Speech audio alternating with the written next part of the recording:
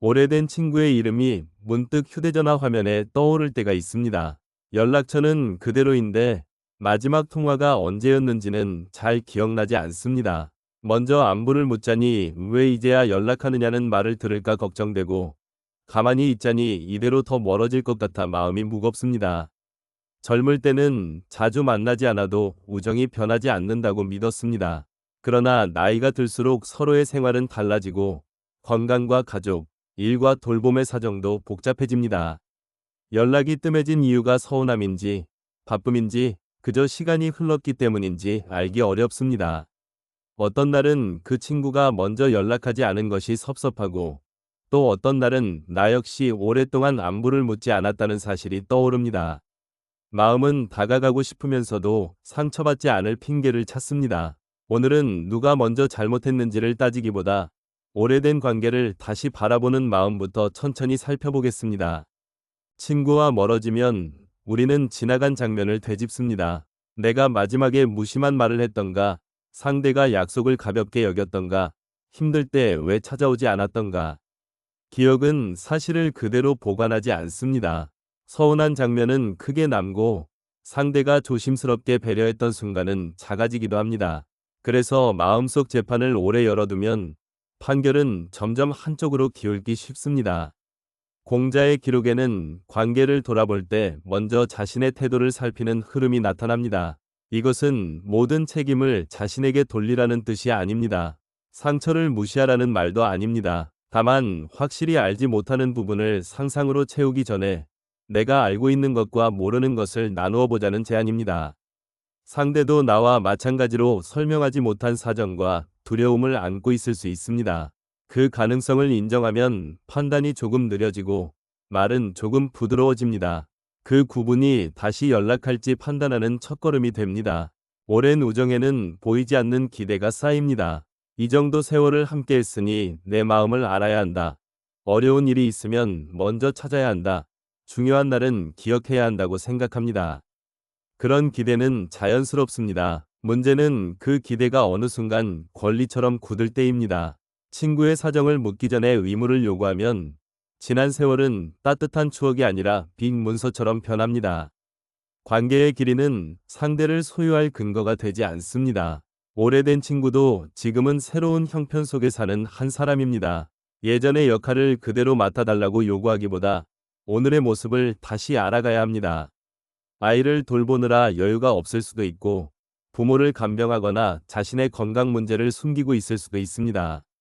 말하지 않았다고 해서 마음이 없었다고 단정할 수는 없습니다. 이번 이야기의 중심은 단순합니다. 함께한 세월을 내 권리로 여기지 말고 처음 만나는 사람에게 하듯 조심스럽게 안부를 묻는 것입니다. 공자의 시대와 오늘의 생활은 크게 다릅니다. 그러나 배운 것을 되풀이해 삶에서 확인하고 모르는 것을 안다고 꾸미지 않으며 관계 속에서 자신을 살피라는 기록은 지금도 생각할 거리를 줍니다.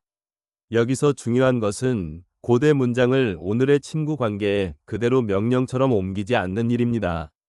우리는 평등한 관계를 살아가고 각자 다른 가족 책임과 경제 사정, 몸의 형편을 안고 있습니다. 그러므로 현대적 적용은 이렇게 바꾸어 말할 수 있습니다. 상대가 왜 멀어졌는지 단정하지 말고 내가 먼저 할 수 있는 작은 예의를 찾는 것입니다. 공자가 휴대전화 안부 문자를 가르쳤다는 뜻이 아닙니다. 기록된 수양의 원칙을 오늘의 생활에 맞게 편집해보는 것입니다. 또한 관계가 깨졌을 때 개인의 마음가짐만으로 모든 문제가 해결된다고 말해서도 안 됩니다. 오랜 갈등에는 현실의 거리와 책임, 때로는 분명한 피해가 섞여 있습니다. 이 구분이 있어야 조언이 억지가 되지 않습니다. 먼저 손을 내미는 일이 어려운 까닭은 거절이 두렵기 때문입니다. 답장이 늦거나 짧게 오거나 아예 오지 않으면 지난 우정까지 부정당한 듯 느낄 수 있습니다. 그래서 우리는 연락하지 않는 쪽을 택해 자존심을 지키려 합니다.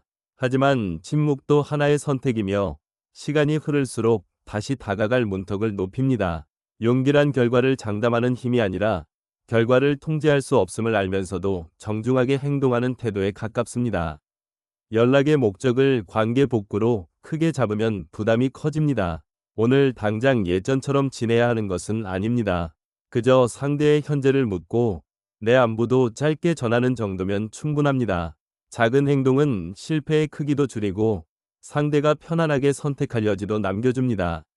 연락하기 전에는 마음속으로 한 문장을 정해보십시오. 나는 답을 받아내려는 것이 아니라 안부를 건넬 기회를 만드는 것이다.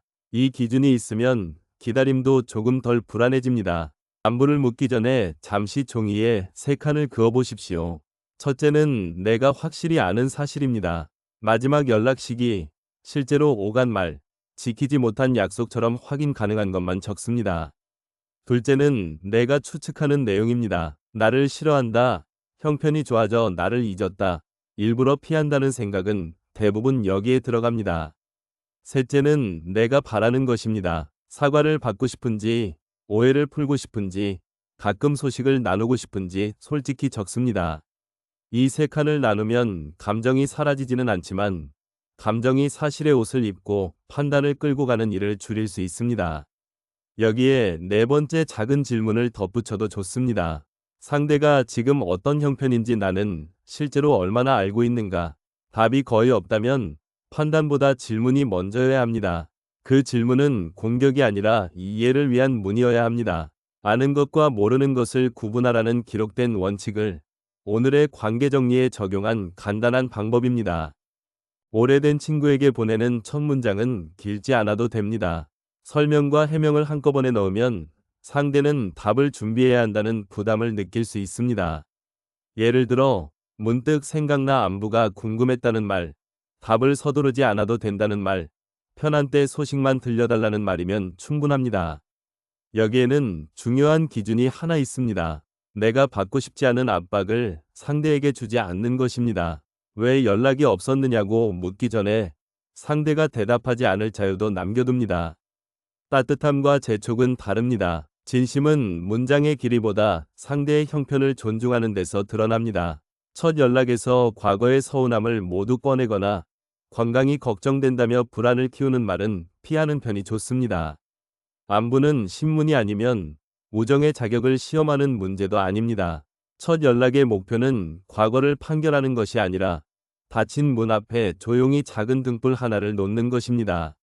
답장이 오면 우리는 곧바로 예전의 친밀함을 되찾고 싶어집니다.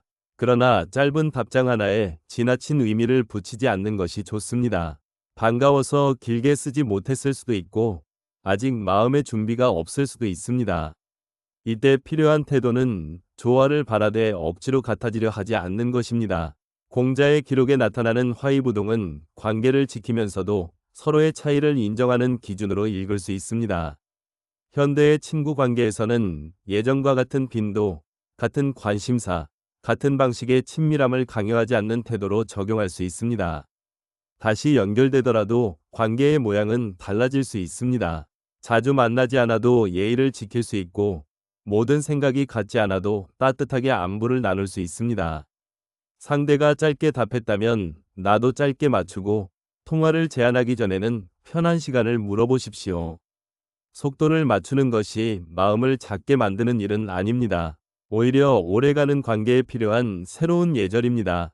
반대로 답장이 없을 수도 있습니다. 그 침묵을 곧바로 모욕이나 배신으로 해석하면 마음은 더 깊이 다칩니다. 한번 연락했다면 일정한 시간을 두고 기다리십시오. 급한 문제가 아니라면 연달아 메시지를 보내지 않는 편이 좋습니다. 필요하다면 나중에 한 번 더, 부담을 주려는 뜻이 아니면 건강하기를 바란다는 짧은 말을 남길 수 있습니다. 그 뒤에는 상대의 선택을 존중해야 합니다. 관계를 소중히 여긴다는 것과 상대의 경계를 넘는 것은 다릅니다. 특히 과거의 반복적인 무시, 폭언, 금전 피해, 착취가 있었다면 다시 가까워지는 것이 반드시 옳은 선택은 아닙니다. 외로움 때문에 위험한 관계로 돌아갈 필요도 없습니다. 그런 경우에는 믿을 만한 가족이나 상담자와 상황을 함께 살피는 편이 안전합니다. 몸과 마음의 안전이 우정보다 먼저입니다. 수양은 무조건 참는 일이 아니라 나와 상대 모두의 존엄을 지키는 기준을 세우는 일입니다. 여기까지 우리는 먼저 연락하기 전이 마음을 살폈습니다. 사실과 추측을 나누고 오랜 세월을 권리로 바꾸지 않으며 상대가 답할 여지를 남기는 방법도 생각했습니다. 이제 한 가지 더 어려운 문제가 남습니다. 내가 먼저 손을 내밀었는데도 마음 한편에서 상대의 사과와 예전 같은 우정을 기대하고 있다면 어떻게 해야 할까요? 기대를 없앨 수는 없습니다. 다만 기대를 숨긴 채 친절한 척하면 작은 반응에도 다시 서운해질 수 있습니다. 관계를 회복하고 싶다는 소망과 상대가 반드시 내 방식대로 반응해야 한다는 요구는 구분해야 합니다. 이 구분이 되어야 대화가 시작되어도 오래된 계산서를 꺼내지 않을 수 있습니다. 다음 장면부터는 연락이 이어졌을 때 어떤 말을 해야 하는지, 사과가 필요한 경우 무엇을 먼저 인정할지, 관계가 예전과 달라졌을 때 어떻게 새로운 거리를 받아들일지 차분히 살펴보겠습니다. 먼저 오늘은 연락처 하나를 떠올려 보는 데서 멈추어도 좋습니다. 그 연락이 실제 대화로 이어졌다면 가장 먼저 해야 할 일은 설명이 아니라 듣는 것입니다. 우리는 오래 기다린 만큼 하고 싶은 말도 많습니다. 왜 연락하지 않았는지, 그때 내가 얼마나 서운했는지, 사실은 오해였다고 해명하고 싶어집니다. 그러나 상대도 그동안 자기 삶을 살았습니다. 부모를 돌보았을 수도 있고, 건강이 나빠졌을 수도 있으며, 말하기 어려운 형편이 있었을지도 모릅니다. 먼저 묻고, 말을 끊지 말고, 판단보다 확인을 앞세워 보십시오. 그동안 어떻게 지냈어? 라는 짧은 질문 뒤에 침묵이 생겨도 서둘러 채우지 않아도 됩니다. 상대의 표정과 말의 속도도 천천히 살펴보십시오. 논어에 기록된 자기 성찰의 원칙을 오늘의 평등한 관계에 옮기면 내 입장을 관철하는 것보다 상대를 한 사람으로 존중하는 태도가 먼저입니다. 잘 듣는다는 것은 동의한다는 뜻이 아닙니다. 다만 상대의 사정을 들은 뒤에야 내 말도 제자리를 찾습니다. 충분히 듣고 나면 내 몫을 살필 차례입니다. 사과가 필요하다면 넓고 막연하게 말하기보다 실제로 한 행동을 분명히 인정하는 편이 좋습니다. 그때 내가 내 말을 끝까지 듣지 않았고 다른 사람 앞에서 가볍게 말한 것은 잘못이었다. 이렇게 구체적으로 말하면 변명할 자리가 줄어듭니다. 반대로 나도 힘들었지만 너도 그랬잖아 라고 덧붙이면 사과는 곧바로 계산이 됩니다. 상대의 잘못은 별도의 대화에서 다룰 수 있습니다. 지금은 내가 책임질 수 있는 부분만 말하는 것입니다. 사과 뒤에 긴 해설을 붙이지 않는 것도 중요합니다. 논어의 수양 원칙은 남을 탓하기 전에 자신을 돌아보는 태도를 강조합니다. 이를 오늘에 적용한다고 해서 모든 책임을 혼자 떠안으라는 뜻은 아닙니다. 폭언이나 금전 피해가 있었다면 경계를 분명히 해야 합니다.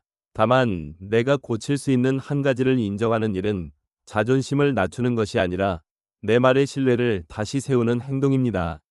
사과를 했다고 해서 곧바로 화해가 이루어지는 것은 아닙니다. 진심은 내가 선택할 수 있지만 용서와 관계 회복은 상대가 결정할 몫입니다. 우리는 사과 뒤에 답을 기다리며 마음속으로 기한을 정하기도 합니다. 오늘 안에 답해야 한다. 예전처럼 웃어야 한다. 나도 미안했다는 말을 해야 한다고 기대합니다. 그러나 그런 기대가 강해지면 사과는 선물이 아니라 교환 조건이 됩니다. 내가 잘못한 부분을 인정하고 싶었어. 답은 천천히 해도 괜찮아. 이 정도로 여지를 남겨도 됩니다.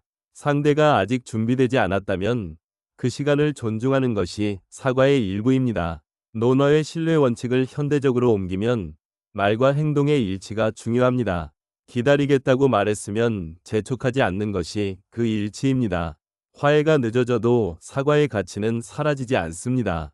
내가 옳은 행동을 했다는 사실과 관계가 즉시 회복되는 결과는 서로 다른 일입니다. 오랜 친구 사이에는 감정만이 아니라 현실의 계산도 남아있을 수 있습니다. 빌려준 돈, 지키지 않은 약속, 늘 한쪽만 찾아갔다는 불만, 자녀와 형편을 비교했던 말이 겹쳐 있기도 합니다. 이런 문제를 친구끼리 뭘 따지느냐 라며 덮으면 잠시 편할 수 있지만 같은 갈등이 다시 생깁니다. 감정적인 화해와 현실적인 기준은 따로 다루는 편이 안전합니다. 돈 문제라면 금액과 상환 계획을 분명히 하고 반복해서 약속을 어겼다면 앞으로 지킬 수 있는 범위만 정하십시오. 가까워졌다는 이유로 다시 무리한 부탁을 받아들일 필요는 없습니다. 공자의 위로움과 신뢰에 관한 기록을 오늘 관계에 적용하면 이익을 무시하라는 뜻이 아니라 공정한 기준을 잃지 말라는 뜻으로 읽을 수 있습니다. 우정은 계산서를 흔들며 상대를 몰아붙이는 관계도 아니고 모든 손해를 참아야 하는 관계도 아닙니다. 분명한 경계가 있어야 오래된 정이 다시 상처로 변하지 않습니다. 관계가 다시 이어져도 예전의 모습으로 돌아가지 않을 수 있습니다. 젊은 시절에는 밤늦게까지 만나고 자주 전화하며 서로의 모든 일을 알고 지냈을지 모릅니다. 그러나 지금은 건강도 다르고 가족의 책임도 다르며 하루의 리듬도 달라졌습니다. 답장이 하루 뒤에 오고 1년에 한두 번 만나는 관계가 될 수도 있습니다. 그것을 우정의 실패로 보지 않아도 됩니다. 오래된 친구를 새롭게 만난다는 것은 과거를 복원하는 일이 아니라 지금의 두 사람이 감당할 수 있는 거리를 찾는 일입니다. 노너의 화이보동 원칙은 함께 지내면서도 무조건 같아질 필요는 없다는 뜻으로 기록되어 있습니다. 이를 오늘의 친구 관계에 옮기면 친밀함보다 존중이 먼저라는 해석이 가능합니다. 예전보다 덜 자주 만나도 서로의 선택을 깎아내리지 않는다면 관계는 남아 있습니다. 우정의 깊이는 연락 횟수만으로 재지 않습니다. 편안한 거리를 인정할 때 오히려 오래 이어질 수 있습니다. 신뢰는 큰 약속 한 번으로 돌아오지 않습니다. 앞으로 자주 보자는 말보다 다음 주에 전화하겠다고 했다면 실제로 전화하는 일이 더 중요합니다. 생일을 모두 기억하지 못해도 괜찮습니다. 대신 가끔 안부를 묻고 약속 시간을 지키고 어려운 부탁에는 솔직히 할 수 없다고 말하는 작은 일들이 쌓입니다. 논어에는 믿음이 사람 사이의 기반이라는 원칙이 기록되어 있습니다. 오늘의 관계에 적용하면 좋은 뜻만큼 지킬 수 있는 말을 고르는 태도가 중요하다고 볼 수 있습니다. 무리하게 친밀함을 증명하려 하면 다시 지치기 쉽습니다. 한 달에 한 번 짧은 안부, 계절이 바뀔 때 한 번이 전화, 만났을 때 상대의 말을 기억해주는 정도면 충분할 수 있습니다. 관계는 빈도가 아니라 일관성에서 안정됩니다. 작은 반복은 화려하지 않지만 상대에게 이 사람의 말은 믿을 수 있다는 느낌을 줍니다. 오래된 우정도 새 신뢰는 오늘의 행동으로 다시 시작됩니다. 때로는 아무리 정중하게 손을 내밀어도 관계가 이어지지 않습니다. 답이 없거나 상대가 거리를 원한다고 말할 수 있습니다. 그럴 때 과거의 좋은 시간까지 거짓이었다고 지워버리면 마음은 더 거칠어집니다. 함께 웃었던 날, 힘들 때 도왔던 일, 그 관계를 통해 배운 점은 이미 내 삶의 일부가 되었습니다. 끝났다는 사실과 좋았다는 기억은 함께 존재할 수 있습니다. 관계의 끝을 받아들이는 일은 패배가 아니라 애도입니다.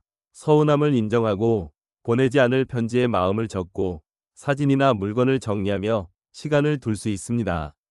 다만 반복적인 무시나 폭언, 착취가 있었다면 아름다운 기억 때문에 다시 위험한 관계로 돌아갈 필요는 없습니다. 공자의 자기 성찰 원칙을 오늘에 옮긴다는 것은 모든 관계를 붙잡으라는 뜻이 아닙니다. 내가 배울 것을 남기고 상대의 선택을 인정하며 더 이상 나를 해치지 않는 방향으로 걸어가는 것도 품위 있는 마무리입니다. 오랜 친구 한 사람과 멀어지면 외로움이 한꺼번에 커질 수 있습니다. 그 사람이 내 젊은 시절을 알고 있다는 이유로 다른 누구도 대신할 수 없다고 느끼기도 합니다. 그러나 한 사람에게 모든 외로움의 해결을 맡기면 나도 무거워지고 상대도 부담스러워집니다. 가족과 짧게 산책하고 이웃에게 먼저 인사하며 취미 모임이나 배움의 자리에서 새로운 이름을 익혀보십시오. 깊은 관계를 서둘러 만들 필요는 없습니다. 같은 시간에 같은 장소를 반복해서 찾는 것만으로도 익숙함이 생깁니다. 논어의 배움과 실천 원칙을 현대적으로 적용하면 관계도 작은 반복 속에서 익혀가는 과정이라고 볼 수 있습니다. 오래된 친구를 다시 찾는 일과 새로운 관계를 만드는 일은 서로 경쟁하지 않습니다. 둘 다 내 삶을 넓히는 길입니다. 외로움이나 우울이 깊고 오래 이어진다면 관계 노력만으로 버티지 말고 전문적인 도움을 받는 것도 중요합니다. 도움을 청하는 일 역시 자신을 돌보는 책임입니다. 이제 오늘 보낼 한 주를 정해보겠습니다. 길게 해명하지 않아도 됩니다. 문득 내 생각이 나서 안부가 궁금했어. 답은 편할 때 해도 괜찮아. 이 정도면 충분합니다. 미안한 일이 분명하다면 예전에 내가 한 말이 마음에 걸렸어. 내 몫은 제대로 사과하고 싶어. 라고 쓸 수 있습니다. 상대가 거리를 원했던 관계라면 보내지 않는 선택도 존중해야 합니다. 중요한 것은 문장보다 마음의 조건입니다. 답장을 재촉하지 않기, 예전처럼 지내자고 요구하지 않기, 한번 보낸 뒤 기다리기. 보낼 시간도 정하십시오. 오늘 저녁 8시처럼 구체적으로 정하면 망설임이 줄어듭니다. 다만 늦은 밤이나 상대가 바쁠 시간을 피하는 배려가 좋습니다. 보내기 전에 한번 읽어보십시오. 이 문장에 원망이 숨어 있는가? 답을 강요하는 말이 있는가? 상대의 현재 삶을 존중하고 있는가? 세 가지를 살핀 뒤 담백하게 보내면 됩니다. 작은 안부는 관계를 되돌리는 명령이 아니라 문을 조용히 두드리는 행동입니다. 오래된 우정은 소중합니다. 그러나 함께한 세월이 상대에게 답장할 의무나 예전 같은 친밀함을 요구할 권리가 되지는 않습니다. 세월은 권리보다 감사의 기억에 가깝습니다. 우리가 할 수 있는 일은 사실과 추측을 나누고 내 몫을 인정하며 부담 없는 안부를 건네고 상대의 선택을 존중하는 것입니다. 관계가 다시 이어진다면 새로운 속도로 천천히 쌓으면 됩니다. 이어지지 않는다면 좋은 기억과 배운 점을 품고 놓아줄 수 있습니다. 오늘의 실천은 단순합니다. 연락처에서 한 사람을 떠올리고 보낼 문장을 한 줄만 적어 보십시오. 바로 보내기 어렵다면 메모장에 저장해도 좋습니다. 그리고 스스로에게 물어보십시오. 나는 이 친구를 다시 만나고 싶은 것인가? 아니면 예전의 내 모습을 되찾고 싶은 것인가? 또 하나, 내 안부에는 감사가 더 많은가? 요구가 더 많은가? 이 질문에 정직해질 때 연락의 결과와 상관없이 마음은 조금 가벼워집니다. 권리 대신 안부를 남기는 것. 그것이 오래된 관계를 품위 있게 대하는 시작입니다.